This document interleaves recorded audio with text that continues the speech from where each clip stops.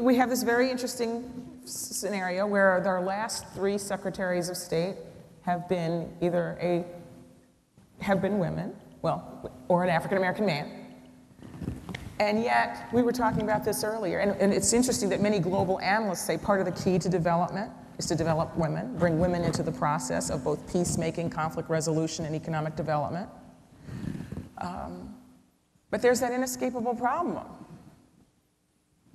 of the way women see their role in the family, or a problem, or issue, or challenge, let's say. So, Professor Slaughter, I'm going to put you on the spot and ask you, do we need more women in diplomacy? And how do we get them? And still let them feel good about doing all the other things that they want to do with their lives? How long do you have?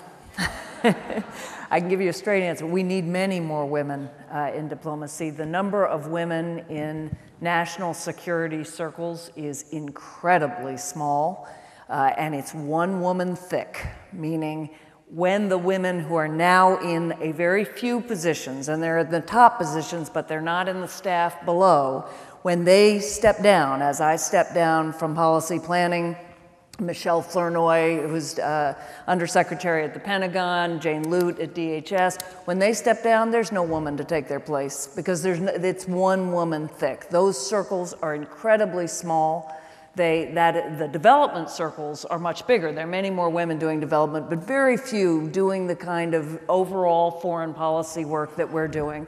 And one of the biggest problems is that women who would be in a position to take those positions at some point took time out to take care of their kids, or as I did, left a great job to go back to my kids. I have a 13-year-old and a 15-year-old, 2 adolescent boys. You can imagine that transition isn't always the smoothest in the world, because you really can't hold a high-level government job or any high-level job that is incredibly demanding and have no flexibility while you have children of a certain age at home. And women are making, parents, but it's still many more women, are making the choice that they feel they have to make to raise their kids, but the society is still very much paying the cost. When I came out of college in 1980, it was pretty much 50.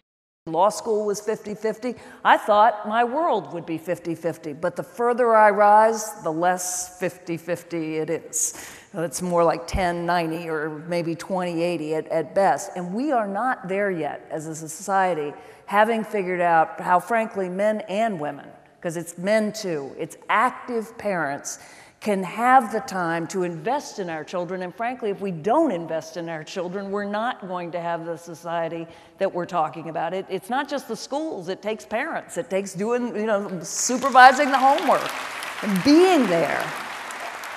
If we don't find a way to let men and women be professionally fulfilled and be active parents and still have the prospect of a full career where they can shoot for their dreams, we're missing out on half the talent of our society and ultimately not delivering on the promise of the education and what we tell the women in our society.